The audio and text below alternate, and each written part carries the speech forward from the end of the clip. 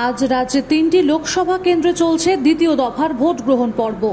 এই বছর দক্ষিণ দিনাজপুর জেলার বালুরঘাট 6 নম্বর লোকসভা কেন্দ্রে মোট ভোটারের সংখ্যা 15,66,966 জন।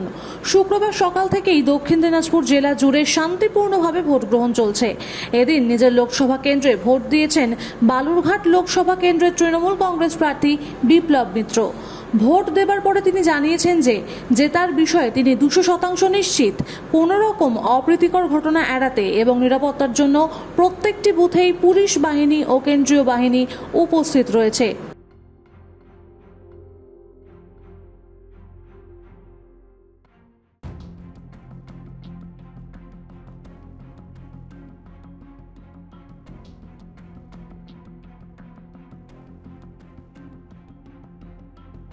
বালুরঘাট থেকে নিজস্ব প্রতিনিধির রিপোর্ট, ANM নিউজ।